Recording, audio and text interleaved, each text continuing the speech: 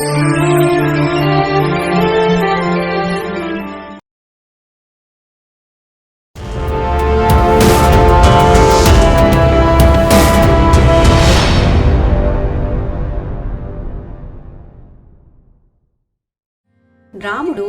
తన భార్య సీతతో ఒక పల్లెటూరులో కాపురం ఉంటున్నాడు.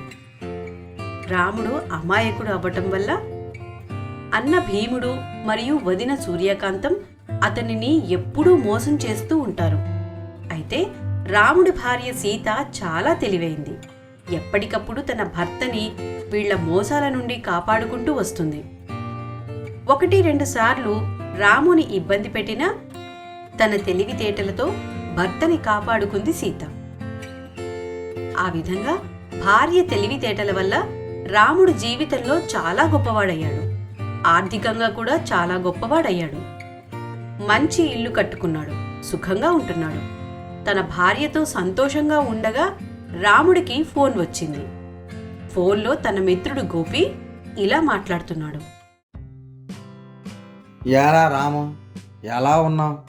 మొత్తం మీద జీవితంలో బాగా స్థిరపడ్డావు. ఏమైనా నువ్వు చాలా అదృష్టవంతుడివిరా. అదృష్టం అంటే మా సీతరా. ఆమె కనుక లేకుంటే నా జీవితం చాలా అస్తవ్యస్తంగా ఉండేది. సమయానికి తను తెలివిగా నాకు సరైన సలహా ఇవ్వబట్టే నేను జీవితంలో స్థిరపడ్డాను. నేను ఎప్పటికీ నా భార్య రుణాన్ని తీర్చుకోలేను. అందుకే నా భార్య అన్న, తన మాట అన్న నాకు వేదవాక్కు. అలా అనుకోవడం నీ అమాయకత్వం. నిజంగా నీకు అదృష్టం ఉండబట్టే నువ్వు ఈ రకంగా ఈరోజు ఇంత మంచి స్థాయిలో ఉన్నావు. కేవలం సలహాల వల్ల జీవితం బాగుపడతాయి అనుకుంటే అందరూ కూడా మంచి స్థాయిలోనే ఉంటారు. కానీ నీకు అదృష్టం పుష్కలంగా ఉంది. అందుకే నువ్వు ఇంత మంచి స్థాయిలో ఉన్నావు. ఆ సమయానికి నీకు నీ భార్య సలహా పనిచేసింది అంతే. ఆ సందర్భంలో ఎవరు ఎటువంటి సలహా చెప్పినా జీవితంలో గొప్పవాడివి అయి ఉండేవాడివి. అందుకని నీ సక్సెస్కి నువ్వే ముఖ్య కారణం. అనవసరంగా నీ భార్యని ఎక్కువగా పొగడకు, అర్థమైందా? గోపి, నువ్వు నా చిన్నాటి స్నేహితుడని నీ మాటలకు నేను ఏమీ అనకుండా ఇలా చెప్తున్నాను. ఇంకెప్పుడు కూడా నా భార్య గురించి ఇలా చులకనగా మాట్లాడుతూ. ఎవరి గురించో నాకు తెలియదు, నాకు మాత్రం నా భార్యనే అన్ని. ఆమె సలహాలే కానీ లేకుంటే నేను ఖచ్చితంగా జీవితంలో చాలా ఇబ్బందులు పడేవాడిని. ఇంకెప్పుడు కూడా ఇలా తప్పుగా నాతో మాట్లాడుతూ. నేను కష్టాల్లో ఉన్నప్పుడు నా బాగోగులు పట్టించుకునేది నా సీత. నన్ను కష్టాల నుంచి బయటపడేసింది నా సీత. ఇంకెప్పుడు కూడా నా సీత గురించి ఇలా తక్కువ చేసి మాట్లాడుతూ. రాము, నా మాటల వల్ల నీకు కోపం కలిగితే నన్ను మన్నించు. కానీ నేను చెప్పింది నిజం. నేను నీ స్నేహితుడిని. తప్పుగా మాట్లాడాల్సిన అవసరం నాకు లేదు. నీ భార్య నీకు సహాయం చేసి ఉండొచ్చు, ఆ సమయానికి మంచి సలహాలు కూడా ఇచ్చి ఉండొచ్చు. కానీ నీకంటూ అదృష్టం లేకపోతే ఎటువంటి సలహా కూడా సరిగ్గా పనిచేయదు. నేను చెప్పిన విషయం అది. తను చేసిన సహాయానికి కాస్త కృతజ్ఞతలు చూపించు చాలు. అంతేగాని నెత్తి మీద పెట్టుకోవద్దు. ఎన్నైనా చెప్పు గోపి, నాకు మాత్రం నువ్వు చెప్పింది బొత్తిగా నచ్చట్లేదు. సర్లే, చాలా కాలానికి ఫోన్ చేసావు. అనవసరంగా మన మధ్య ఈ డిస్కషన్ వద్దు. నా భార్య వలనైతేనేమి, ఆ దేవుడి దయ వలనైతేనేమి, లేదా నువ్వు అన్నట్లు ఆ అదృష్టం వలన అయితేనేమి నేను బాగున్నాను. ఇక్కడతో ఇంకా ఆ టాపిక్ వదిలేద్దాం. ఇంకేం సంగతులు? మన ఫ్రెండ్స్ అందరూ ఎలా ఉన్నారు? మనందరం కలిసి చాలా కాలమైందిరా. ఒకసారి అందరం కలిస్తే బాగుంటుంది అనిపిస్తుంది. నువ్వేమంటావు? సరేరా రాము, నీకు వినడానికి అంతగా ఇబ్బందిగా ఉంటే ఇంకా ఆ టాపిక్ నేను నీతో మాట్లాడను. నువ్వు అన్నట్లు అందరూ ఒకసారి కలుద్దాం. మొన్ననే మన కృష్ణగాడు కనిపించి నీ గురించి అడిగాడు. యాక్చువల్గా మీ ఇంటికి కూడా వస్తా అన్నాడు. బహుశా ఈరోజు వస్తాడేమో. అలాగే ఇంకో స్నేహితుడు రంగా కూడా వచ్చే వారం మన ఊరు వస్తున్నాడు. వాడు వచ్చాక మన నలుగురం ఒకసారి మీట్ అవుదాం. మన చిన్ననాటి విశేషాలన్నీ కూడా ఒకసారి గుర్తు తెచ్చుకుందాం. ఆ రోజులు మళ్ళీ రావురా. నువ్వు చెప్పేది నిజం రాగోపి. నిజంగా ఆ రోజులు భలే ఉండేవి. ఎంచక్కా ఏ టెన్షన్స్ లేకుండా హాయిగా ఆడుకునే వాళ్ళం. గట్ల వెంబడి, పొలాల వెంబడి పరుగులు పెడుతూ, చెరువులో ఈతలు కొడుతూ ఎంత బాగా ఉండేవో ఆ రోజులు. ఆ రోజులు మళ్ళీ రావురా. సర్లే, ఇలా మాట్లాడుకుంటూ పోతే మన టైం తెలియదు. కానీ త్వరలో మనందరం కలుద్దాం. ఉండనా మరి? బాయ్. సరేరా రాము, త్వరలోనే కలుద్దాం. నేను కూడా ఉంటా. బాయ్ మరి. ఫోన్ పెట్టేసిన తర్వాత రాము కాస్త ఆలోచనలో పడ్డాడు. గోపి చెప్పింది నిజమేనా? నిజంగా అదృష్టమంతా నాదేనా? సీత చేసిందేమీ లేదా? లేదు, నేను చాలా తప్పుగా ఆలోచిస్తున్నాను. సీతే ఆ రోజు సమయానికి సరైన సలహా ఇవ్వకుంటే ఇప్పుడు నా పరిస్థితి వేరే విధంగా ఉండేది. ఎవరెన్ని చెప్పినా నేను వినకూడదు. నా మనసులో ఎప్పటికీ నా భార్య సీతే చాలా గొప్పది, అంతే, ఇక వేరే ఆలోచనలు చేయకూడదు అని ఎన్నో రకాల ఆలోచనలతో విహరిస్తూ ఉన్న రాము, ఏమండి అన్న సీత పిలుపుతో ఈ లోకంలోకి వచ్చాడు. ఏంటండి అంత దీర్ఘంగా ఆలోచిస్తున్నారు? మళ్ళీ ఏమైనా కొత్త కొత్త ప్రయత్నాలు చేస్తున్నారా ఏంటి? అబ్బే అదేం లేదు సీత. అయినా ఏదైనా కొత్తగా చేస్తే నీతో చెప్పకుండా చేస్తానా చెప్పు? ఏదో స్నేహితుడు ఫోన్ చేస్తే ఆ మాటల్లో పడి అలా చిన్ననాటి జ్ఞాపకాలతో మునిగిపోయానంతే, అంతకు మించి ఏమీ లేదు. పర్లేదు, అలా వెళ్ళి స్నేహితుల్ని కలిసి రండి. మీకు కూడా కాస్త ఆటవిడుపుగా ఉంటుంది. 4 విషయాలు చర్చించుకున్నట్లు తెలుసుకున్నట్లు ఉంటుంది. నువ్వు చాలా మంచిదానివి సీత. మధ్యలో మళ్ళీ నా మంచితనం ఎందుకు? వెళ్ళమని పర్మిషన్ ఇచ్చినందుకా? సరేలేండి, మీరు మీ ఫ్రెండ్స్ మధ్యలో నా గోల్ ఎందుకు? నాకు వంటగదిలో పనుంది, నేను వెళ్తాను. సీత అలా వంటగదిలోకి వెళ్ళగానే తిరిగి ఆలోచనలతో మునిగిపోయాడు రాము. ఈరోజు మళ్ళీ ఆ కృష్ణగాడు వస్తాడంట. వాడేమంటాడో చూద్దాం. ఏదేమైనా ఎవరు ఎన్ని చెప్పినా మనం స్ట్రాంగ్గా ఉండాలి, అంతే. లేకపోతే వచ్చినవాడు నచ్చినట్లుగా సలహాలు ఇస్తూ పోతారు. మనం మారకూడదు అని స్ట్రాంగ్గా నిశ్చయించుకున్నాడు. ఆ రోజు సాయంత్రం గోపి చెప్పినట్లుగానే రాము ఇల్లు వెతుక్కుంటూ ఇంటికి వచ్చాడు కృష్ణ. కాసేపు ఆ మాట ఈ మాట మాట్లాడుకున్నారు ఇద్దరు స్నేహితులు. అలా రాము ఎలా గొప్పవాడయ్యాడు అన్న విషయాల మీదకి టాపిక్ మళ్ళింది. నిన్ను చూస్తుంటే నాకు చాలా సంతోషంగా ఉంది రాము. ఏది ఏమైనా జీవితంలో నువ్వు ఎలా బాగుపడతావా అని నాకు ఎప్పుడూ ఆందోళనగా ఉండేది. కానీ మొత్తానికి జీవితంలో బాగా స్థిరపడ్డావు. మా అందరికన్నా కూడా చాలా గొప్పగా ఎదిగావు. ఒక స్నేహితుడిగా ఇది నాకు ఎంతో గర్వకారణం. చాలా థ్యాంక్స్ రా కృష్ణ. మా ఆవిడ సీత సలహాలు తెలివితేటలే లేకుంటే నిజంగా నువ్వన్నట్టు నేను చాలా ఇబ్బందులు పడేవాడిని. బహుశా తినడానికి కూడా నోచుకునేవాడిని కాదేమో. నా భార్య సీత వల్లే నేను ఈరోజు ఈ స్థాయిలో ఉన్నాను. నేను ఎప్పటికీ ఆమెకు రుణపడే ఉండాలి. నువ్వు ఏమీ అనుకోకు. అలా అనుకోవడం నీ అమాయకత్వం ఏమో అనిపిస్తుంది. నీ అమాయకత్వానికి మీ ఆవిడ ఆసరాగా తీసుకుంటుంది. నీ మీద అధికారం చలాయించాలని చూస్తుంది. దీంట్లో ఆమె చేసింది ఏమీ నాకు కనిపించట్లేదు. అంతా నీ అదృష్టంలానే ఉంది. ఏదైనా టైం రావాలిరా. అది వచ్చిందనుకో, మనం ఏం చేసినా విజయం మనతోనే ఉంటుంది. నీ విషయంలో కూడా నాకు అలానే అనిపిస్తుంది. ఇప్పుడు నీ టైం నడుస్తుందిరా. నువ్వు ఏం పని చేసినా విజయం నీదే. ఒకసారి ఆలోచించు, ఈ విషయం నీకే అర్థమవుతుంది. నేను తప్పుగా చెప్పట్లేదు, ఆలోచించమని చెప్తున్నాను. ఏంట్రా కృష్ణ, నువ్వు కూడా అలాగే చెప్తావు? పొద్దున మన ఫ్రెండ్ గోపి కూడా అదే మాట చెప్పాడు. మీరిద్దరూ చెప్తున్నా నాకు నమ్మకం కలగట్లేదు. నన్ను ఊరకే మీరు కన్ఫ్యూజ్ చేస్తున్నారు. ఎందుకో ఈ టాపిక్ మాట్లాడటం నాకు నచ్చట్లేదు. ఇంకోసారి కలిసేటప్పుడు దీని గురించి మాట్లాడదాం. ఈసారికి ఉంటారా? బాయ్. అన్నట్టు చెప్పడం మర్చిపోయాను. వచ్చే వారం మన ఫ్రెండ్ రంగా కూడా మన ఊరు వస్తున్నాడంట. మన అందరం అప్పుడు ఇంకోసారి కలుద్దాం. నువ్వే అంటున్నావు గోపి కూడా ఇదే మాట చెప్పాడని. అలాంటప్పుడు అందులో నిజం ఉండకూడదని ఎందుకు అనుకుంటున్నావు? ఒకసారి ఆలోచించు. అయినా నీకు ఇష్టం లేనప్పుడు ఇంకా ఆ టాపిక్ నేను మాట్లాడను. అవునా, రంగా కూడా వస్తున్నాడా? తప్పకుండా కలుద్దాంరా. అందరం కలిసి చాలా రోజులైంది. అన్నట్టు ఈసారి పార్టీ మొత్తం నీదే రోయ్. ఉంటాను. నలుగురం చాలా రోజుల తర్వాత కలుసుకుంటున్నప్పుడు పార్టీదేముందిరా, తప్పకుండా నేనేస్తాను. మనందరం కలవడం ముఖ్యం. అందరం కూడా వచ్చే వారం కలుద్దాం. గోపి కృష్ణ ఇద్దరూ కూడా ఇంచుమించుగా ఒకేలా చెప్పేసరికి మళ్ళీ ఆలోచనలో పడ్డాడు రాము. ఏమో, వారు చెప్పే దాంట్లో కూడా కాస్త నిజం ఉందేమో. నేను కరెక్ట్గా ఆలోచించలేకపోతున్నానేమో. కృష్ణ అన్నట్లు నేను నిజంగా అమాయకుణ్ణేమో. చూద్దాం, ఇంకోసారి స్నేహితులం అంతా కలుస్తున్నాం కదా, అప్పుడు తెలుస్తుంది. ఇప్పటి నుంచి ఆలోచనలు ఎందుకు? ఈలోగా స్నేహితులు నలుగురు కలిసిన రోజు రానే వచ్చింది. నలుగురు స్నేహితులు చాలా రోజుల తరువాత కలవడం వల్ల మాటల్లో మునిగిపోయారు. క్షేమ సమాచారాలు అయిన తరువాత వారి వారి ప్రొఫెషన్స్ గురించి డిస్కషన్ వచ్చింది. నా ఉద్యోగం గురించి గొప్పగా చెప్పడానికి ఏముంటుందిరా? బాస్ చెప్పిన పని చేయడం, లేట్ అయితే తిట్లు తినడం. అయినా ఒకరి దగ్గరికి పని చేసినప్పుడు ఇంకా ఇవన్నీ తప్పవు కదా. ఏదైనా ఒకరి కింద ఉద్యోగం చేయడం అంటే అన్నీ చంపుకొని బతకడం, కానీ బాధ్యతలు ఉంటాయి కాబట్టి తప్పదు. కరెక్ట్గా చెప్పావు. నాది కూడా అదే పరిస్థితి. పేరుకే మేనేజర్.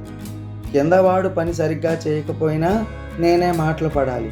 పైవాడు సమయానికి వర్క్ అలాట్ చేయకపోయినా నేనే ఇబ్బంది పడాలి. నా పరిస్థితి మరీ శాండ్విచ్లా తయారైందిరా బాబు. ఏది ఏమైనా సొంతంగా పని చేసుకుంటే ఉండే తృప్తి ఇలా ఒకరి దగ్గర జాబ్ చేస్తే ఉండదు. కానీ ఏం చేస్తాం, తప్పదు, చేయాలి. మీ ఇద్దరిది కాస్త బెటర్ రా. నాది మరీ దారుణం. నాది క్లయింట్ రిలేషన్. క్లయింట్ని జాగ్రత్తగా కాపాడుకోవాలి. కొత్త కొత్త ప్రాజెక్టులు తీసుకురావాలి. కింద పని చేసిన వాళ్ళతో చాలా జాగ్రత్తగా డీల్ చేయాలి. మనకి కింద కాలిపోతున్నా పైకి నవ్వుతూ మాట్లాడాలి. అందరినీ బ్యాలెన్స్ చేసుకోవాలి. నరకంరా. ఏ టైంకి ఇంటికి వెళ్తామో తెలియదు. ఏ క్లయింట్కి ఎప్పుడు ఏమడుగుతాడో తెలియదు. ఆ టైంలో ఎంప్లాయీకి ఫోన్ చేయాలో లేదో తెలియదు. అబ్బాబ్బాబ్బాబ్బా, ఎవరికి చెప్పాలిరా నా బాధ. అందుకే ఈ వయసులోనే బీపీలు, షుగర్లు అన్నీ పుష్కలంగా వచ్చేసాయి. నా వరకు చూస్తే మీరు అదృష్టవంతులు. బాగున్నారా మీ ఉద్యోగాలు? ఏదో స్నేహితులంతా కలిసాం, హాయిగా కబుర్లు చెప్పుకుంటాం అనుకుంటే మీరేంట్రా కష్టాలు చెప్తున్నారు? ఎవరికుండవురా కష్టాలు? నీకేంరా, నువ్వు బాగా చెప్తావు. నీకు నువ్వే రాజు, నువ్వే మంత్రి. మేము నీలా ఉండలేం కదా. అయినా నీ అంత అదృష్టం మాకు ఉండొద్దు. సర్లే, అదృష్టం అంటే మళ్ళీ నీ కోపం వస్తుంది. నీ కోపం వచ్చినా పర్లేదురా, నువ్వు అదృష్టవంతుడివి అంతే. మళ్ళీ మొదలెట్టారా? నేను కూడా చాలా కష్టపడ్డాను రా. సర్లే, మళ్ళీ ఆ టాపిక్ ఎందుకు కానీ. ఒరే రంగా, వాళ్ళిద్దరూ అలానే అంటారు కానీ చెప్పరా, నువ్వేమనుకుంటున్నావు? నాకు మాత్రం వేరే ఉద్దేశం ఎందుకు ఉంటుందిరా? ఎంతోమందిని చూస్తున్నా. అందరూ కూడా కొత్త కొత్త ఆలోచనలతో ఏదో చేద్దామని, ఎంతో సాధిద్దామని ప్రయత్నిస్తారు. కానీ వారికి తగిన ప్రతిఫలం ఉండదు. నీ విషయంలో అలా కాదు. అదృష్టం నీ వెంటే ఉంది కాబట్టి నువ్వు ఇంతటి వాడివయ్యావు. ఒక ఫ్రెండ్గా నీ ఎదుగుదల చూసి మేమందరం కూడా ఎంతగానో సంతోషిస్తున్నాం. తెలివితేటలు ఒకటే కారణం అంటే నేను కూడా ఒప్పుకోను. అదృష్టం నీకు తోడైంది కాబట్టే నువ్వు ఇంత గొప్పవాడివయ్యావు. వారిద్దరూ చెప్పినట్టే నేను కూడా చెప్తున్నాను. నువ్వు మోస్ట్ లక్కీయెస్ట్ పర్సన్వి. నువ్వు ఏం చేసినా నువ్వు కింగ్లానే ఉంటావు. అసలు నీకున్న స్థాయికి మాలాంటి వాళ్ళని ఒక 100 మందిని పోషించాలి, జీతాలు ఇవ్వాలి. అదిరా నీ స్థాయి. నువ్వు ఎక్కడే ఆగిపోకూడదు. నువ్వు అంటే చెప్పు, మనం ఒక పెద్ద ఆఫీస్ ఓపెన్ చేద్దాం. నిన్ను మా ఎండి ప్లేస్లో కూర్చోబెడతాం. వర్క్ అంతా మేం చేసుకుంటాం. జస్ట్ నీ పేరు చాలు. మా కంపెనీకి లాభాలే లాభాలు. ఆలోచించు. ఏంట్రా, నేనేదో మాట్లాడాలి, సరదాగా కబుర్లు చెప్పాలి, చిన్ననాటి విశేషాలు పంచుకోవాలి అనుకుంటే మీరేంటి కొత్త కొత్త ప్రపోజల్స్ పెడుతున్నారు? అయినా మీ ఆఫీస్ సంబంధించి విషయాలు నాకేం తెలుసురా? అలాంటివి నాకు కొత్త. అనవసరంగా లేనిపోని చెప్పకండిరా. అవన్నీ నాతో కాదు. దయచేసి అర్థం చేసుకోండి ప్లీజ్. నిజంగా మన రంగాగాడికి మంచి ఆలోచన వచ్చిందిరా. మా ఎవరికి ఇంత మంచి ఆలోచన రాలేదు. వాడు చెప్పిన దాంట్లో నీకు తప్పు ఏం కనిపిస్తుందిరా? ఒరే ఒరే ఒరే, కాస్త గ్యాప్ ఇవ్వండిరా. ఓ ఊరికే ఊదరగొట్టేకండి. నాకు కూడా కాస్త ఆలోచించుకునే టైం ఇవ్వండి. మీ మీద నమ్మకం లేకపోతే మిమ్మల్ని ఎందుకు కలుస్తారా? మీ మాటలు ఎందుకు వింటారా? ఏదైనా ఒక పని చేసే ముందు కొంచెమైనా ఆలోచించాలి కదా. నాకు కాస్త టైం ఇవ్వండి. మీకు 1-2 రోజుల్లో ఏ విషయం చెప్తాను, సరేనా? మేము ఎంత చెప్పాక కూడా నువ్వు ఇంకా ఆలోచిస్తా అంటున్నావు చూడు, అప్పుడే అర్థమవుతుంది మాపై నీకు ఎంత నమ్మకం ఉందో. ఎందుకంటే మేము చెప్పే ఈ వ్యాపారం గురించి నీకు తెలియదు. ఇంక ఏమని ఆలోచిస్తావు? మహా అయితే వీళ్ళు నమ్మొచ్చా లేదా అని, అంతే కదా. అంతకు మించి ఆలోచించడానికి ఏముంటుంది చెప్పు. నిజంగా నువ్వు మా స్నేహితుడివి అయితే మేము చెప్పిన ప్రపోజల్స్కి ఇప్పుడే ఎస్ చెప్పు, లేదా మర్చిపో. అంతేకాని రేపు చెప్తా, ఎల్లుండి చెప్తా అని మా స్నేహాన్ని అవమానించొద్దు. ఈ విషయాన్ని ఎక్కడే మర్చిపోదాం. ఇంకోసారి ఎప్పుడైనా హాయిగా కలిసి కబుర్లు చెప్పుకుందాం. ఒక అదృష్టవంతుడితో చేరి మేం కూడా అదృష్టవంతులు అవ్వాలి అనుకున్నాం, కానీ నీకు మా మీద నమ్మకం లేదు. ఏం చేస్తాం, జీవితంలో గొప్పవాళ్ళు అవ్వాలి అనుకునే కళ మాకు కలగానే మిగిలిపోతుంది. ఒరే, అంత పెద్ద మాటలు వద్దురా రంగా. నాకు నమ్మకం ఉందిరా. మీరు నా స్నేహితులు, ఖచ్చితంగా నా బాగు కోరుతారు, అందులో ఎటువంటి సందేహం లేదు. కానీ ఇప్పటికిప్పుడు పెద్ద పెద్ద ఇన్వెస్ట్మెంట్ అంటే ఆ అమౌంట్ అది ఎంత కావాలి అదంతా చూసుకోవాలి కదా. అందుకని మిమ్మల్ని టైం అడిగాను, అంతకుమించి వేరే ఉద్దేశం లేదు. అర్థం చేసుకోండిరా. అందరం కలిసి హాయిగా పనిచేసుకుంటూ అభివృద్ధిలోకి వస్తామంటే అంతకన్నా కావాల్సిందేముందిరా. సరే, మీ తృప్తి కోసం ఇప్పుడే చెప్తున్నా, మనం కొత్త కంపెనీ స్టార్ట్ చేస్తున్నాం. దానికి సంబంధించిన పెట్టుబడి మొత్తం నేనే పెడతాను, సరేనా? మీ అందరికీ హ్యాపీనా? హ్యాపీనా అని అంత చిన్నగా అంటావేంట్రా? పిచ్చ హ్యాపీ. నాకు తెలుసురా రాము, నువ్వు అదృష్టవంతుడివే కాదు, చాలా మంచివాడివి కూడా. వీళ్ళకే నీ మీద డౌట్ రా. ఎస్ అంటావా, నో అంటావా? నాకేం డౌట్ లేదు, అందుకే నేనేం మాట్లాడలేదు. నాకు తెలుసురా నువ్వు ఎస్ అంటావని, ఎందుకంటే నువ్వు మా మంచి స్నేహితుడివి. మై డియర్ ఫ్రెండ్స్, అందరికీ అన్ని డౌట్స్ క్లియర్ కదా? అయితే అతి త్వరలోనే మనం కొత్త కంపెనీ ప్రారంభిస్తున్నాం. మన కొత్త ఎండి రాము కంగ్రాట్స్ చెప్తున్నాం.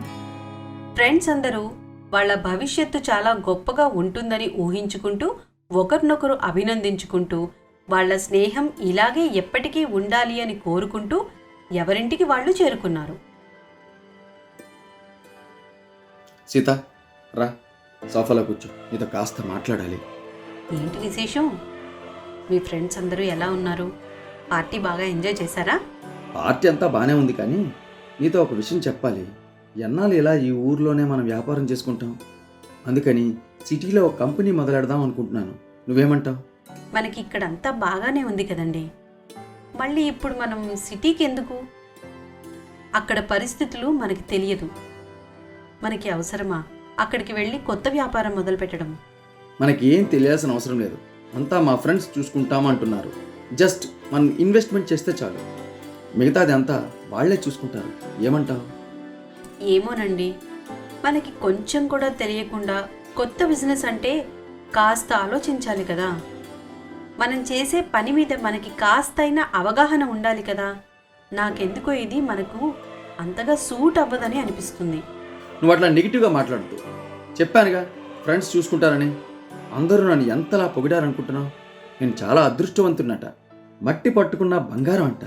అందుకని నా ద్వారా వాళ్ళు కూడా డెవలప్ అవ్వాలనుకుంటున్నారు. అటువంటప్పుడు మనం కూడా ముందడుగు వెయ్యాలి కదా. నాకెందుకో వాళ్ళు అవసరార్థంగా మాట్లాడుతున్నారు అని అనిపిస్తుంది. ఇలాంటి విషయాల్లో కాస్త ఆలోచించి అడుగు వేయడం మంచిది అనిపిస్తుంది. ఏదో ఒక్కసారి పొరపాటు జరిగింది కదా అని ప్రతిసారి అలానే అవుతుంది అంటే అలా? ఇప్పుడు మనకేం తక్కువ, మనకు అంతా బాగానే ఉంది కదా. ఒకసారి ఇన్వెస్ట్ చేద్దాం, విజయం సాధించామే అనుకో, మనకి ఇంక తిరగలేదు కదా. నాకెందుకో ఈ ఆలోచన చాలా బాగుంది అనిపిస్తుంది. మనం మాత్రం ఎన్నాళ్ళని ఈ ఊర్లో ఇలా ఉండిపోతాం? అదే సిటీలో అయితే ఇంకా ఇంకా డెవలప్ అవ్వచ్చు. నువ్వు ఇంకా నెగిటివ్గా మాట్లాడకుండా ఉంటే చాలు. మీరు ఎన్ని చెప్పినా నా మనసు ఎందుకో కీడు శంకిస్తోంది. మనకి అనవసరంగా లేనిపోని ఆశలు వాళ్ళు కల్పిస్తున్నారేమో అని అనిపిస్తుంది. దయచేసి ఈ ఆలోచన మానుకోండి. అంతేలే, నువ్వు ఏదైనా సలహా చెప్తే అది సూపర్ సలహా. అదే మా ఫ్రెండ్స్ చెప్తే అవకాశవాదం లేదా పరమ చచ్చు సలహా. అయినా నేను ఇంకా ఇంకా గొప్పవాడిని అయిపోతానని నీ భయం, తర్వాత ఇంకా నీ మాట విననేమో అని నీ అనుమానం, అంతేనా? అయ్యో, ఎందుకండి అలా అంటారు? మీరు జీవితంలో పైకొస్తే నాకే కదా సంతోషం. ఒకసారి ఎదురు దెబ్బ తిన్నాం, మళ్ళీ మనకి అలాంటి పరిస్థితి రాకూడదని నా భయం. నిజంగా మీరు అంత నమ్మకంగా ఉంటే మీరు అనుకున్నట్లే చేయండి. కానీ ఎవరైనా ఏదైనా చెప్తే గుడ్డిగా మాత్రం నమ్మకండి. మీరు కూడా ఆ విషయం కాస్త ఆలోచన చేయండి. ఇది ఒక్కటే నేను మీకు ఇచ్చే సలహా. ఇది కూడా నాకు నచ్చదు అనుకుంటే ఇక మీ ఇష్టం. నాకు తెలుసు, మా సీత చాలా మంచిది, నన్ను అర్థం చేసుకుంటుంది. నేను నీ సలహా ఎందుకు వినను చెప్పు. ఇప్పుడు నేను ఏదైనా మొదలు పెట్టాననుకో, అందులో నీ సలహాలు తప్పకుండా తీసుకుంటాను. ఆ మాట అన్నారు చాలు. మీరు ఎలాంటి సమస్యలో ఉన్నా నేను మీకు ఎప్పుడూ తోడుగా ఉంటాను. నాకు నా సీత గురించి తెలియదా? నువ్వే నా బలం, నువ్వే నా అదృష్టం. మనకి అదృష్టం అప్పుడప్పుడు తలుపు తడుతుంది. ఆ సమయంలోనే మనం ఎంత కష్టపడితే అంత అభివృద్ధిలోకి వస్తాం. మీరు నమ్ముతున్నారు కదండి, అది చాలు. ఖచ్చితంగా మనం విజయం సాధిస్తాం. మీరు నమ్ముకున్న దాంట్లో ముందుకు వెళ్ళండి. అర్థం చేసుకునేందుకు చాలా థ్యాంక్స్ సీత.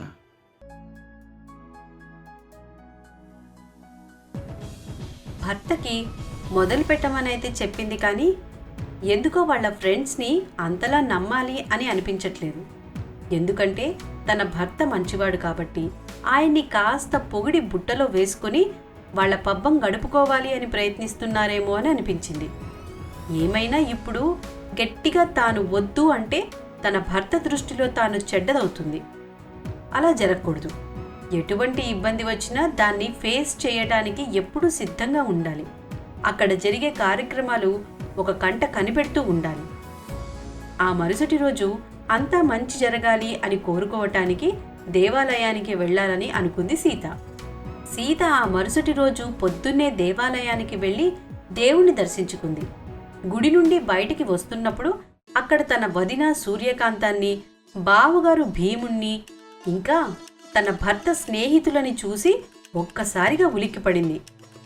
అదేంటి, వీళ్లంతా ఈయనగారి స్నేహితులు కదా, ఇక్కడున్నారేంటి? వీళ్ళకి మా బావగారు వదినలతో పని ఏంటి? ఇదేదో కాస్త తేడాగా ఉంది. ఏం జరుగుతుందో తెలుసుకోవాలి అని అనుకొని వారికి కనబడకుండా పక్కనే దాక్కుని వాళ్ళు ఏం మాట్లాడుకుంటున్నారో వినసాగింది. అంతా మీరు చెప్పినట్టే చేశాం. మేం ముగ్గురం ఒకే మాట చెప్పేసరికి దెబ్బకి బుట్టలో పడిపోయాడు రాము. ఇక మేం ఏం చెప్తే అదే చేస్తాడు. అంతలా సంబరపడిపోకండి. ఇల్లు అలకగానే పండగ కాదు.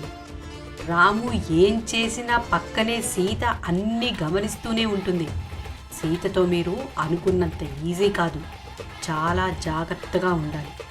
మీరు కొట్టిన దెబ్బతో మళ్ళీ వాళ్ళు తినడానికి కూడా ఇబ్బంది పడాలి. తన తెలివితేటలతో నన్ను మా ఆయన్ని బుడి కొట్టించింది సీత. అలాంటి సీత పతనం అవ్వడం నేను చూడాలి. అందుకు మీ సహాయం కావాలి. మీరు ఎలా చెప్తే అలా చేస్తాం. సీత తెలివైనది. అందుకనే మా వ్యాపారాన్ని కూడా ఇక్కడ కాకుండా సిటీలో ప్లాన్ చేశాం. దానికి సంబంధించిన విశేషాలు ఏవీ కూడా రాముకు తెలియదు. అందుకని రాముతో ఎలాంటి ఇబ్బంది లేదు. సిటీకి సీత రాదు కాబట్టి సీతతో కూడా మనకి ఎలాంటి నష్టము లేదు. సీత సిటీకి వస్తుందా రాదా అన్నది కాదు ఇక్కడ పాయింట్. సీత ఈ ప్రాజెక్టులో ఇన్వాల్వ్ అవ్వకుండా చేస్తేనే మనం అనుకున్నది జరుగుతుంది. సీత ఇక్కడ ఉన్న సిటీలో చక్రం తిప్పగలదు. సీతను తక్కువ అంచనా వేయొద్దు. అమ్మా, మీరు అనవసరంగా సీత గురించి ఎక్కువగా ఆలోచిస్తున్నారు. ఆమెకి అంత సీన్ లేదు. ఏదో పల్లెటూరులో కాస్త తెలివితేటలు చూపించింది. మా సిటీ తెలివితేటల ముందు ఆమె ఎందుకు పనికిరాదు. మీరు ఊరికే ఎక్కువ ఆలోచించుకోవద్దు. ఒరే, సీతతో ఎలా ఉంటుందో అనుభవించిన వాళ్ళం మాకు తెలుసు. తక్కువ అంచనా వేసి బార్లా పడకండి. సీత చాలా డేంజర్. మేము ఎక్కడో ఉన్నాం, సీత ఎక్కడో ఉంది అని అనుకుంటే మీరు అనుకున్న పని ముందుకెళ్ళదు. మీరు అనుకున్నది సాధించలేరు. ఎప్పుడూ కూడా సీత మీ పనిలో కలుగు చేసుకోకుండా జాగ్రత్త పడండి. అప్పుడే రాముడి పతనం జరుగుతుంది. మేము ఎక్కువ ఊహించుకోవడం కాదు, మీకు తక్కువ తెలుసు. జాగ్రత్తగా ఉండండి. సరే అండి, మీరు ఇంతగా చెప్తున్నారు కాబట్టి మా జాగ్రత్తలో మేముంటాం. అతి త్వరలోనే మీకు ఒక మంచి శుభవార్త చెప్తాను. అంతా జరిగిన తర్వాత మమ్మల్ని మర్చిపోవద్దు. మీరు అనుకున్నది సాధించాలే కానీ మీరు ఊహించిన దానికన్నా ఎక్కువే ముట్ట చెప్తాం. ముందు వెళ్ళి మీ పనిపై దృష్టి పెట్టండి. అలా రాముడి ముగ్గురు స్నేహితులు సూర్యకాంతం ఇంకా భీముడితో మరి కాస్త వివరంగా చర్చించుకుని రాముని ఎలా పతనం చేయాలి అని ఆలోచించుకుని ఒక నిర్ణయానికి వచ్చి అక్కడి నుంచి ఎవరి దారిన వాళ్ళు వెళ్ళిపోయారు. ఇదంతా చాటుగా విన్న సీత తన భర్తపై జరుగుతున్న కుట్రను తెలుసుకొని దీనిని ఎలా అయినా తిప్పికొట్టాలి అని ఆలోచించసాగింది. ఇలా జరిగింది అని తన భర్తకు చెప్పినా నేను కావాలని ఇదంతా చెప్తున్నాను అనుకుని నా మాట నమ్మడు. పైగా నాపై ద్వేషం పెంచుకుంటాడు. అందుకని ఏ సమస్య వస్తుందో రాని దాన్ని సమర్థవంతంగా ఎదుర్కొని సీత అంటే ఏమిటో వాళ్ళకి తెలియజేస్తాను. నా భర్తని మోసం చేయాలనుకున్న ఆ ముగ్గురిని కూడా రోడ్డుపైన పడేస్తాను. అలా అనుకుంటూ ఉండగా సడన్గా తనకి సిటీలో ఉన్న స్నేహితురాలు గుర్తుకొచ్చింది. వెంటనే చేతిలో మొబైల్ ఫోన్ తీసుకుని తన స్నేహితురాలు గీతకు ఫోన్ చేసింది సీత. ఫోన్లో క్లుప్తంగా అన్ని విషయాలు గీతకి వివరించింది సీత. తన భర్త రాముని సీత ఏ విధంగా కాపాడుకుంటుంది? మోసం చేయాలి అనుకున్న భర్త స్నేహితులు గోపి, కృష్ణ, రంగాలను ఏ విధంగా బుద్ధి చెప్పింది? తాను చేయాలనుకున్న పనిని తన స్నేహితురాలు గీత సహాయంతో ఏ విధంగా చేయించింది? తరువాతి భాగంలో